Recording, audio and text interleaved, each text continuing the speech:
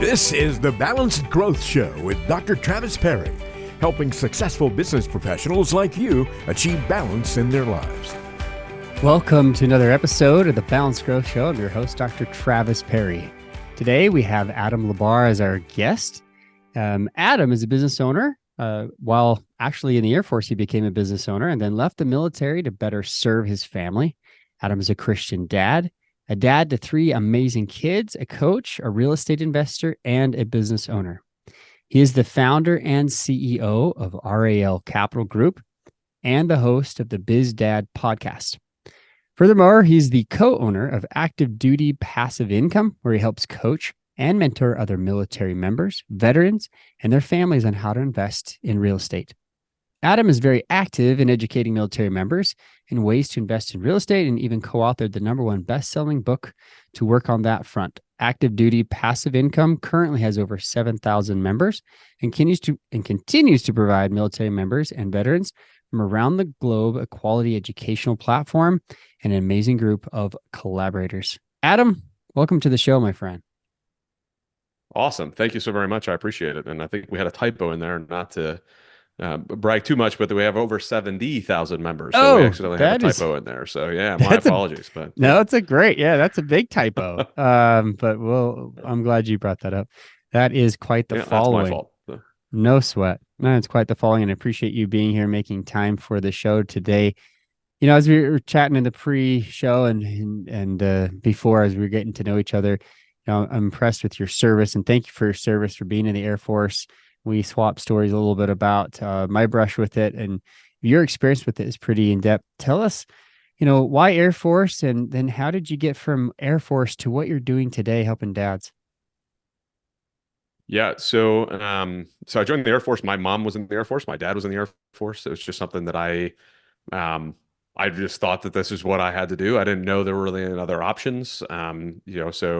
At 16 years old, I went to get my learner's permit and then went to the recruiter's office and signed up for the Air Force. So it was just one right after another. It's just kind of what I did. I lived a majority of that time as an enlisted guy, especially just kind of paycheck to paycheck. Not really, again, like this was like the wireframe that was built when I grew up. That's what I saw. So that's just what I did in the military as well. That's what all of my other military friends did. So I did that. I was a dog handler and a crew chief, and did a bunch of different things, deploying all over the world. And never would have thought that I would do anything business, because I didn't know that people like me ever did business. Like that wasn't a thing. I got out of the military, went to college, I got married. And the way I like to tell it semi-jokingly is my wife had this magical thing called a savings account that I had never heard of before. I said, why do you have a savings account? Why do you save money? This doesn't make any sense to me. She's military as well. And like the government gives you a paycheck every 2 weeks. What the heck do you need to save money for? And then when you retire, they give you another paycheck for your retirement. Like, I don't understand why you save money. It never clicked in my brain. But thankfully, I kind of listened to her and kind of started going down a different track. She introduced me to saving money and understanding what it could do for you. And I started doing a bunch of research and analytical work, and that's just kind of where my brain works best. I went back into the military, just really interested in doing real estate and investing. And, I started learning all about, various different financial things, being a coach. But the real estate really struck me strong, and I started buying apartment buildings. Educated myself on all sorts of real estate, backed out where I wanted my life to turn out, what I wanted it to look like, what kind of income I wanted my family and I to have, what kind of life I wanted us to live. And I said, well, this is how many doors I'm going to need. And I just started buying apartment buildings and went from there. Never would have thought that it would end up like this. I ended up going to a conference, met somebody where I joined in to help build ADPI, Active Duty Passive Income, and I started coaching, multifamily and all that sort of stuff. So it kind of one step after another. But I dedicated all to my wife. If it wasn't for her and her magical savings account, I would have never started doing what I do. So that's kind of the long and short of how I kind of got to where I am now. That's great. Having a supportive spouse, I found, is the key to long-term great balance as you're growing a business. So many entrepreneurs actually really struggle with this because they don't have a supportive spouse and they just kind of soldier on, and to use that metaphor. But, that's fantastic that I'm here. Not only is your wife supportive, but she was willing to really help this movement. And that's what it is. As I've been able to get to know you, this is really a movement for active duty guys and for dads out there. Tell us a little bit about what you're doing now with the coaching and how you help dads. Yes. So with ADPI, Active Duty Passive Income, it's military members, veterans, and their families, as you mentioned in the intro.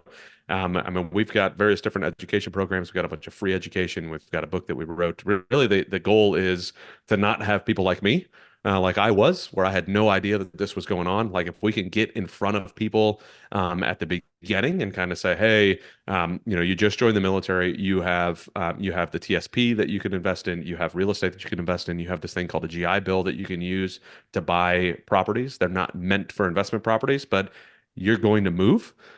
So when you move, if you owned a house there, it is now an investment property. You could turn that into, or you buy a duplex, a triplex, or a quadplex. You live in one of them, you rent out the other ones. You're now making money to live in your house as opposed to just, oh, I'm going to go get an apartment or I'm going to go rent this house. Like, be wise with your purchases, be wise with your investments. Don't come back from a deployment and buy a Corvette. Come back from a deployment and buy a quadplex, right? I mean, it's those types of things. If we could teach people to do that, my focus has always been apartment buildings. My very first investment property was a 62-unit apartment, and I bought it while living overseas. So it was one of those that I tend to be used as the example for, oh, I'm overseas, I can't do this. Nonsense. You certainly can. So that's kind of our goal with ADPI, is to really get as much exposure to folks as we can, to really show them that this is a possible way. And we've built multiple different programs, whether it's multifamily, short-term rentals, single family stuff, just to kind of help generate that experience. So for me, with what I was doing, I spent like 4 years in analysis paralysis, just kind of studying everything I could. If I did one more training, if I did one more conference, then I could be that person who buys it.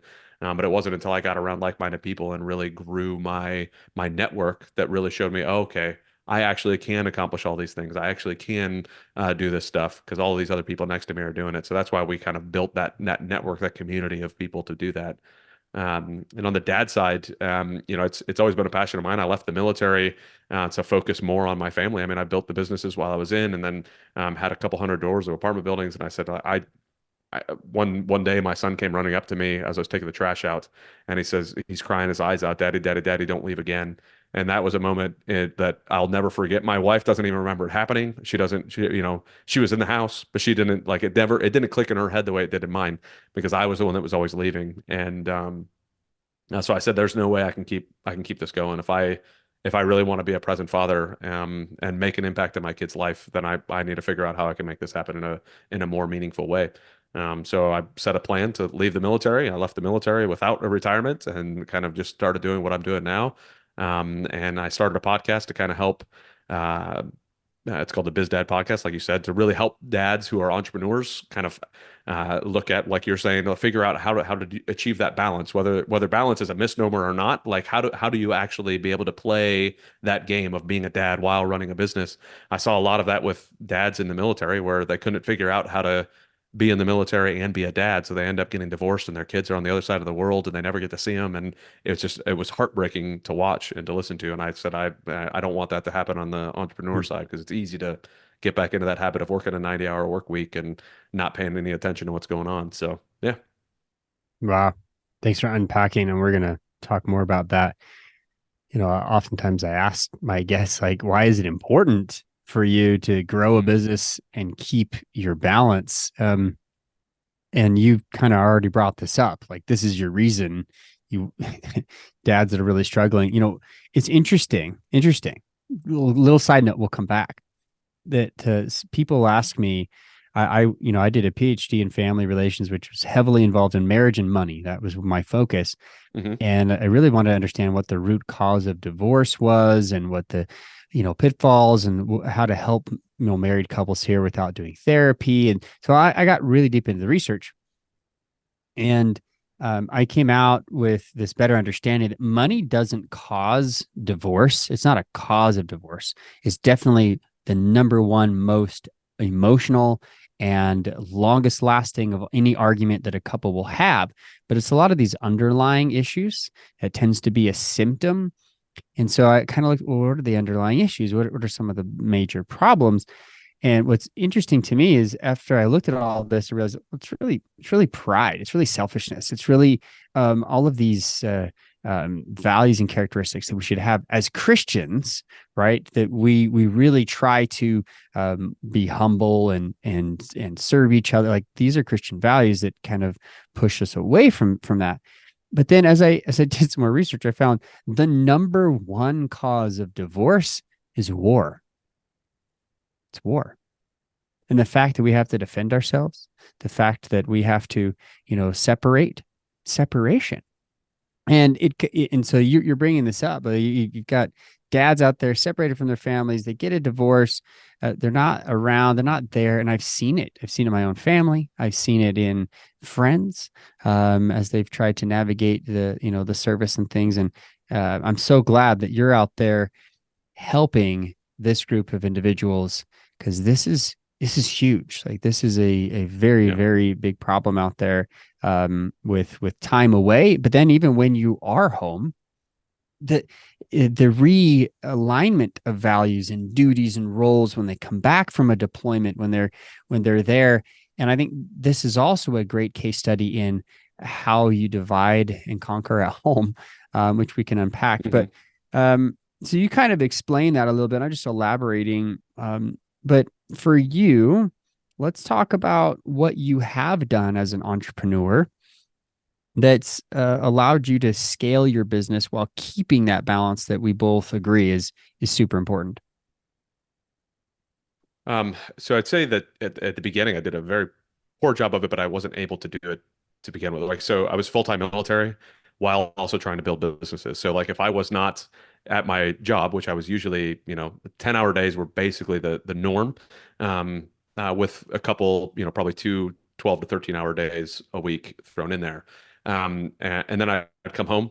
I would try to be a dad for a short time, put a child to bed, and then put my nose to the grindstone on the business side of the house, right? Okay, now I need to go, underwrite some more properties and do all this stuff. So there was like, it was just, I know that this is where I need to be to make sure that I'm building what I want moving forward.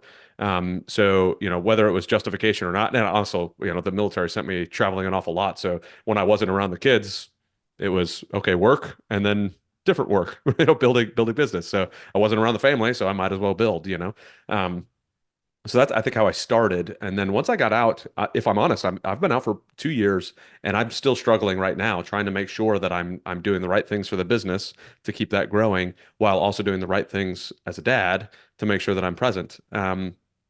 Because it meant so much to me to be a dad and be present and be at those sporting events. And I mean, I started homeschooling this year, which I'm the one who does the homeschool. So like I'm running business while also teaching the kids, and having them home.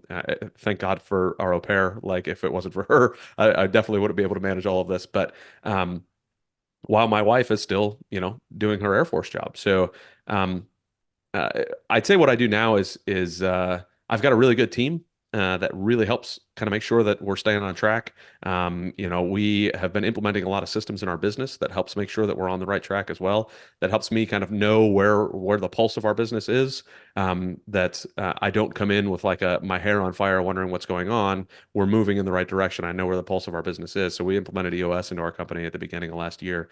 And it's been a game changer. It helped us really trim a lot of stuff that was not working well, that ended up eating a lot of our mental and physical bandwidth, that took away from that ability to even manage what was going on. So balance was completely not feasible at that point, because we were so focused on so many different things. So we got into our core focus as a business, and then this year was the first year, recording this in January of 24, and this year was the first year as a family. I sat down with my wife and did something similar to what EOS does. Like, what are our core values as a family?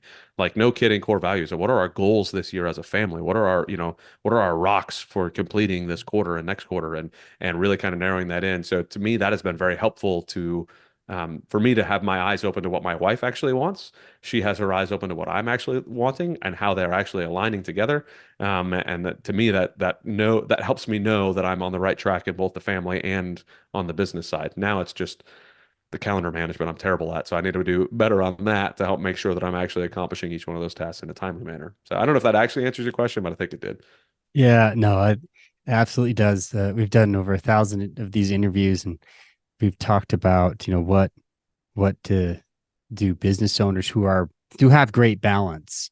What do they look like? And having a great team and being able to delegate to that team has been the number one factor. And as that gives you balance at work, I talk about it in my book. I call it, the sweet spot. What is your sweet Yep. spot? But what is your business's sweet spot? I know that's kind of the EOS version, on that side. I'm very familiar with, systems processing, Michael Gerber's E-Myth. It's really important on the business side to have those systems lined up. But equally important for you as a dad, what you just told us, to go home and what are our values here? What do we do here at home? What are our core values? That's phenomenal. It's definitely something I know Cubby's been teaching for decades. So I love that. I love that you're doing that. Well, you kind of got into my next question. What's your biggest struggle? And I think you mentioned it's your own calendar, keeping up with Yeah. that. So let's talk that. This is a place where people come to share about, hey, what are they struggling with, as well as what they're doing good, and we can learn from both. What would you say your biggest struggle is with the calendar and with staying up to date, not just trading the Air Force time for business time and being, a dad who's not present at home? Um, so I guess my biggest problem is actually putting the things in the if it's not in my calendar, I'm probably going to forget to do it. But it also, I'll sporadically put something, but then if I'm in the middle of doing something else, and you've mentioned it in the book, where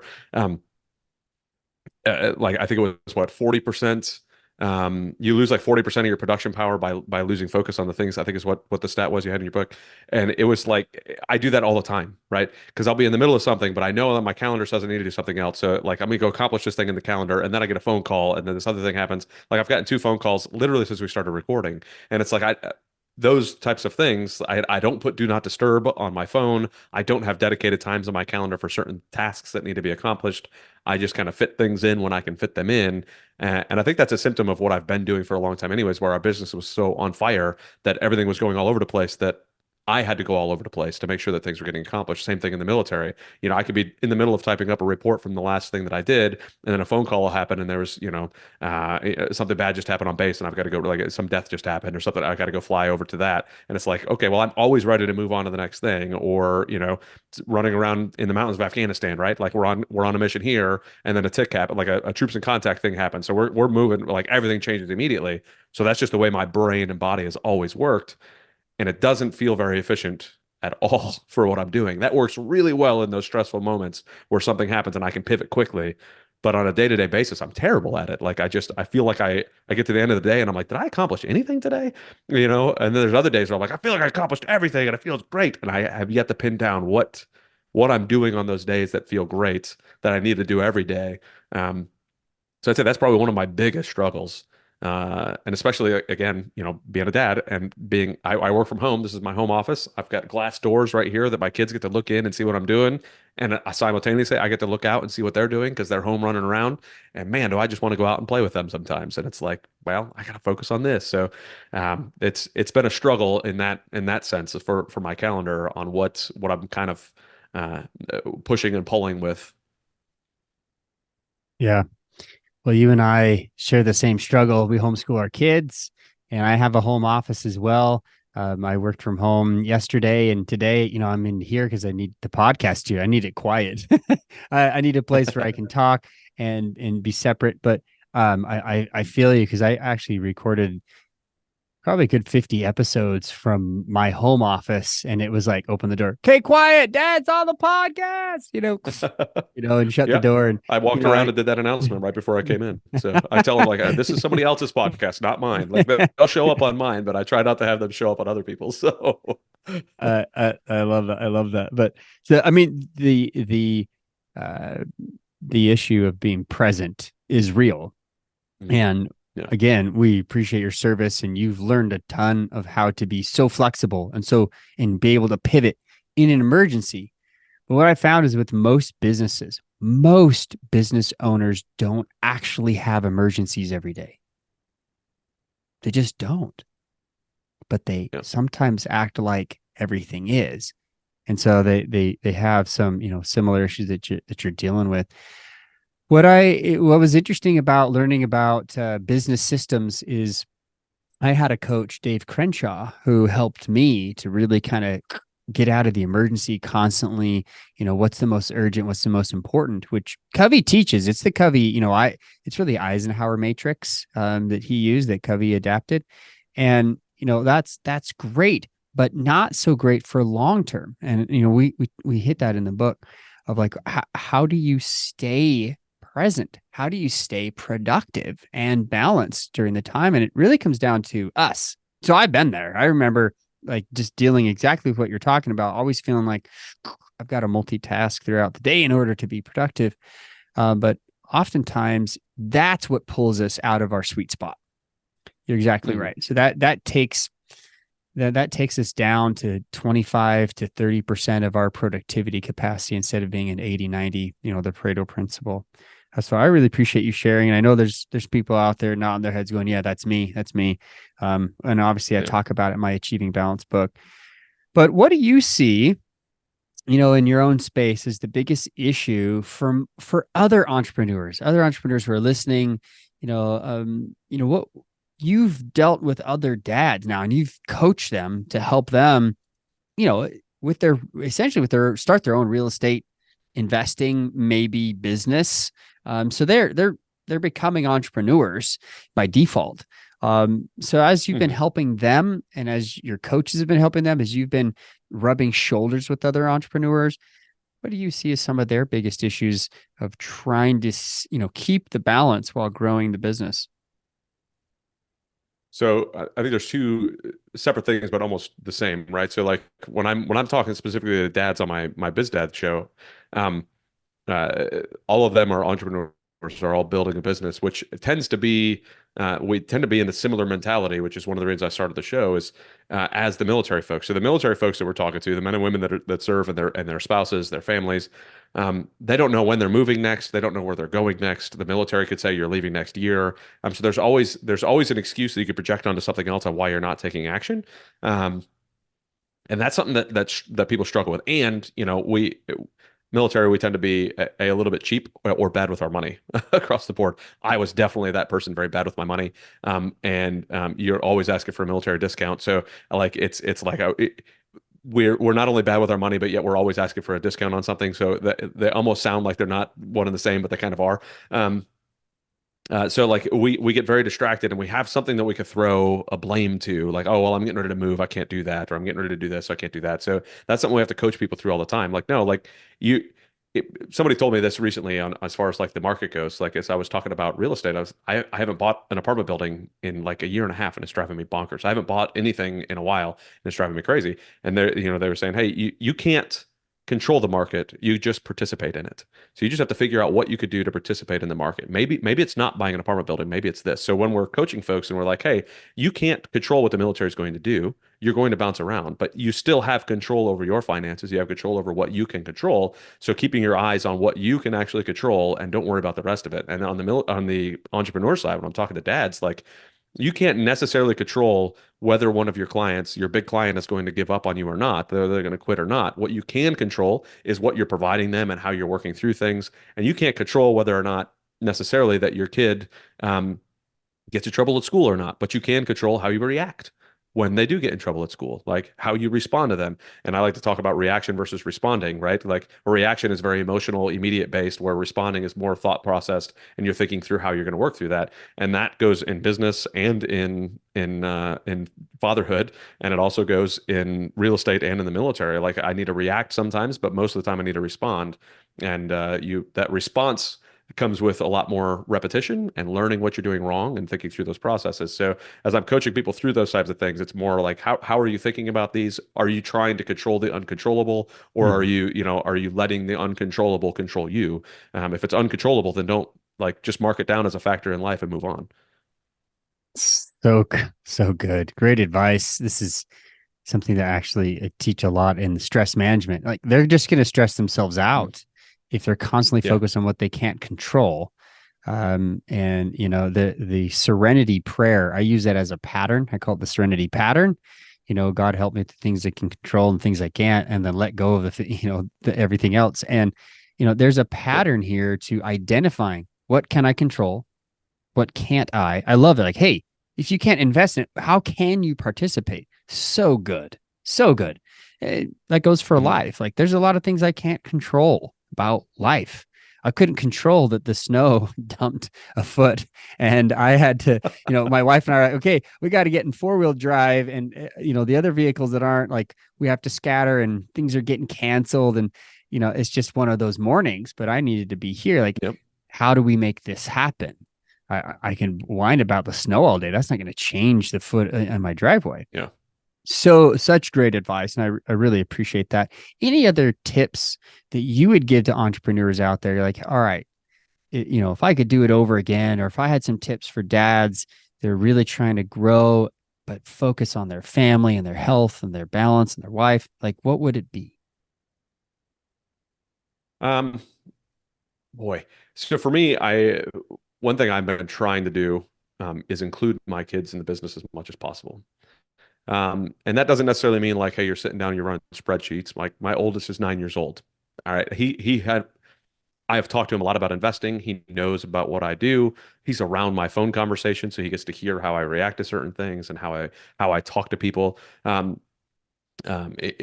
he also knows how I talk to him. So there's a difference between how I talk to him and how I talk to other people, whether, who I'm on the phone with. I came out of a call yesterday and I walked out and he says, that sounded like it was a pretty intense phone call, Dad. Like, yeah, buddy, it was, and then I get to talk to them about what's going on. Right. So for me, like, I like to expose my kids to as much as I can, and almost not even to their skill level. Like it's the same thing. Like when we've been raising our kids, everybody has given us compliments, and I don't know if this happens to everybody, and I'm taking it as just with my kids. But man, you're for like 4 years old, your kid is so articulate. They speak so well. Like I can't believe it. We've never talked to our kids like they're a child. We talk to them like they're a mini adult. Like and when it comes to my business stuff, I don't talk to them like they're children. I talk to them like they're a mini adult. And I'm going to explain things. Yesterday, I was working on the car. I had to explain to them what a turbo is. He's 9 years old. He's probably not going to remember what a turbo actually is as I'm taking it out of the truck. But the same thing with the business. Like, actually explain to them what's going on because they're picking it up. They're understanding what they're able to understand and what they're not able to understand. They're going to catch in the next conversation and then the next conversation. And the more that they're able to understand, I think the better they're going to be able to relate to me as I'm building my business.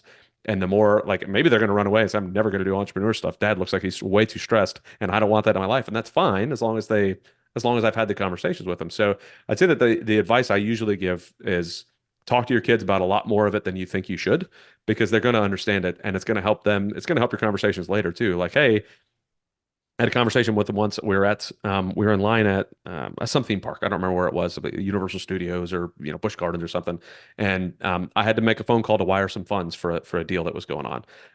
And I was like, he got to sit there and listen to me talk to my business partner and then talk to the bank. And then I got to, while we're sitting in line, explain to him, hey, we get to be at Busch Gardens on a Wednesday afternoon because Daddy does what Daddy does. But that means sometimes I got to make phone calls like this, and this is one of the reasons we're able to do this. So it gives them so much more exposure and understanding of what's actually happening. And that's one of the benefits too, I think, of homeschools. They get to see that a little bit more. So definitely, communication, when you were talking earlier about, one of the number one reasons for the divorce and, the finances, one of the things I usually talk about is it's not necessarily the finances or anything behind it. It's the communication behind it. Like if you're able to talk about these things, then it becomes like really talk about it, not argue about it, not like true communication happening back and forth, things going on, you can get through almost any problem. And I think that's the same thing with our kids. If I can have true communication with my kids, which is why I don't talk to them like they're children, I talk to them like they're young adults. Then I think we can actually get a lot more done and accomplished on a father son, and now with my 8-month-old daughter, eventually on a father daughter relationship too. So good. I love it. There's so many great things. Talk to your kids, be articulate, help them learn, involve them in the business as much as you can. Communication is key in a relationship. And what I found in my dissertation, which you'll see at the end of Achieving Balance, is that yes, it's communication, but it's values, it's shared goals and values. So if you and your spouse are on the same team, going the same direction, you will figure it out. Communication is a great skill to have to make sure that things like finances, sex, parenting, roles of who does what at home, like all of the main issues that tend to show up, they're issues, but they can absolutely be handled and dealt with, and quite honestly, controlled in many situations. So I appreciate this conversation today, Adam. You're such a great guest. I know you're used to doing this. You're a podcast host and you get to interview people, and I'll be, just excited to be on your show pretty soon. But thank you for being here. Thank you for your service to the country, but thank you even more so for continuing that service by helping those out there who are struggling, who need your help. And dads, we all need help. We all need boost, and we need people like you who are showing a great example of being present with your kids and your family and your spouse. So thank you again for being on the show, my friend. Thank you so much. I greatly appreciate the opportunity. It's been a pleasure. Absolutely. And if you enjoyed this, listeners, please like, share, subscribe, check Adam out. Adam, where can they find more about you? Yeah, so if you want to reach out to me, Adam at activedutypassiveincome.com. Especially if you're a military veteran or family. If you're not, and you want to reach out to me, Adam at ralcapitalgroup.com. You can find me on Facebook, Instagram. At the BizDad is where you'll find a lot of me on social media. So cool. Thank you again. We'll talk soon. Again, everyone else, till next time, remember, live life on purpose.